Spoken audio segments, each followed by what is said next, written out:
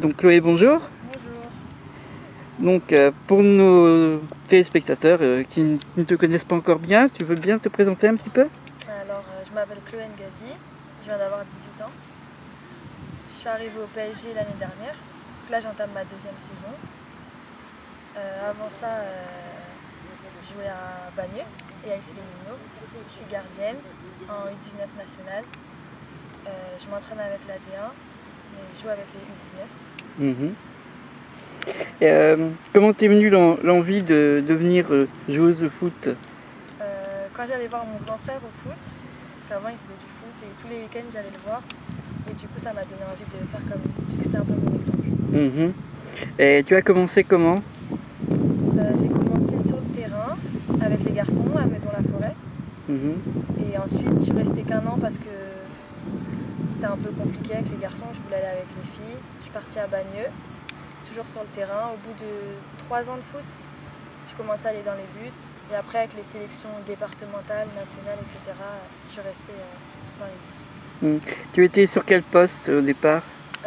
J'ai un peu tout fait. J'ai commencé derrière, défense centrale, ensuite sur le côté. Et après, j'ai fini attaquante. Donc finalement, c'est pas une vocation dès le départ gardienne? Non, pas du tout. C'est venu comment en fait? C'est venu, en fait, à Bagneux, je voyais les gardiennes s'entraîner. Et la coach des gardiennes, elle m'a demandé si je voulais bien faire un spécifique. Je lui ai dit pourquoi pas. Et donc j'ai essayé et de fil en aiguille, je suis restée dedans. Ta taille t'aide aussi un peu? Tu étais déjà assez grande pour ton âge à l'époque? Ouais, j'ai toujours été grande. Ouais. Mais là, ça m'a toujours aidée en fait. Et donc tu étais attaquante. Donc c'est pour ça finalement que tu marques aussi. Que tu marques des pénaux en fait et que tu fais qualifier ton équipe. Ça doit être pour ça. Ouais. Tu peux nous parler un petit peu de la Gothia en général, un petit peu, comment tu l'as vécu?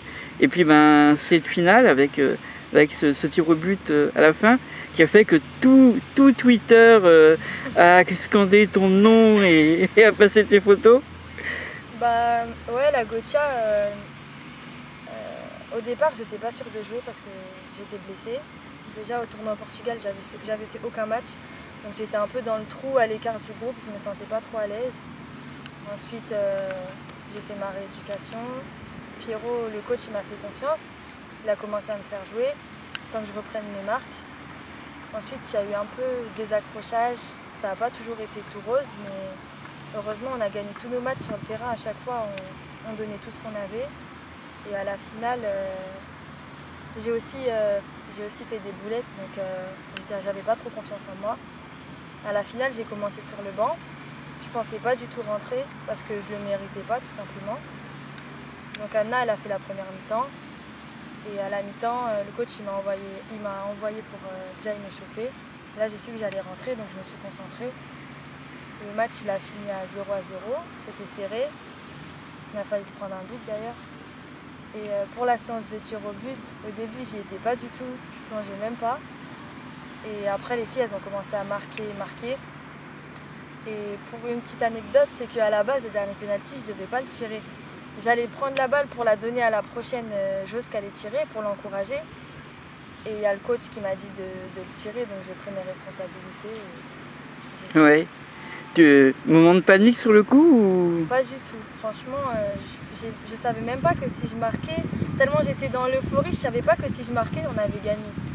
Du coup, j'ai même pas réfléchi, j'ai mis la balle, j'ai mis une grosse frappe et c'est rentré. T'as choisi ton tir longtemps avant? Non, c'est sur le coup. Ouais. Et l'instant d'après, quand tu l'as vu au fond? J'ai sauté en l'air, j'ai couru vers les joueuses parce que je voyais qu'elles étaient stressées. Et voilà, après c'était la joie. Et donc là, finalement, tu disais, hein, il y avait une autre gardienne qui avait fait aussi une très belle séance de tir au but aussi au quart de finale.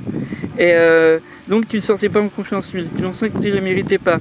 Tu as toujours ce recul, tu prends toujours ce recul par rapport à, déjà si jeune, à prendre du recul par rapport à comment tu te vois jouer et à te dire non, là c'est pas encore ma place ou... Ouais, en fait c'est que j'ai jamais eu confiance en moi. Du coup j'ai l'impression d'avoir jamais ma place. Après là sur ce tournoi, vu qu'en demi j'avais fait une boulette, même si on avait gagné et que j'avais fait des arrêts, pour moi c'est jamais parfait, il y a toujours des choses à rectifier. Donc personnellement je pensais ne pas avoir ma place, mais le coach il m'a fait confiance. Mais finalement c'était une belle saison au total. Bon, il a manqué la finale de la Coupe de France. Ouais, Voilà. c'était vraiment le point négatif de la saison. Il nous manquait que ça pour tout gagner. Donc c'est pour ça que cette année c'est notre priorité. On veut vraiment tout gagner et rien laisser passer. Et toi, tes priorités pour cette année? Déjà gagner ma place à l'entraînement déjà avec la D1, pouvoir rentrer un peu dans le groupe, tout en restant avec les 19 parce que depuis le début c'est mon équipe et je suis toujours avec eux. Donc être titulaire, gagner tous nos matchs. L'objectif c'est de perdre aucun match et de garder les buts vierges, 0 but. Ça sera l'objectif de la saison. Et sur le plan personnel, tu es toujours en études? Là j'ai eu mon bac cette année. Félicitations. Merci. Je voulais entreprendre des études d'infirmière, mais malheureusement avec le foot c'est compliqué, on n'a pas trop le temps. Donc je pense que je vais trouver un petit boulot, toujours dans le PSG, par exemple à la boutique du PSG ou bien éducatrice, je sais pas encore. Et prendre des cours d'anglais aussi, parce qu'avec la D1 ça va toujours aider. Voilà. Donc ça veut dire que si je viens chercher mes t-shirts et casquettes du PSG, j'ai chance de te voir à la caisse ou me servir le t-shirt. Exact. Ouais. D'accord. Donc là, on a des objectifs à plus long terme pour toi. Plus long terme? Oui. Tu te projettes dans l'avenir en professionnel? Franchement, sans vous mentir, je me projette pas trop. J'ai cette année pour m'acclimater parce que être professionnel c'est pas rien, c'est un changement de vie complet. Donc mes objectifs ça serait de signer un contrat pro et surtout l'équipe de France aussi. D'abord le PSG pro et par la suite l'équipe de France.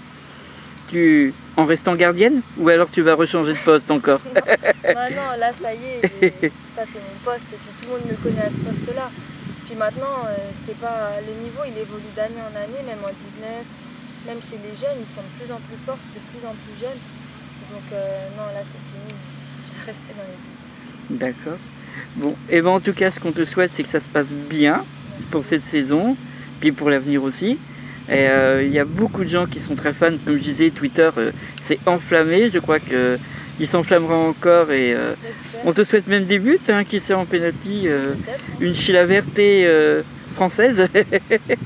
Très bien, merci à toi pour cette interview et puis une prochaine fois. Ouais, Merci. au revoir. Au revoir.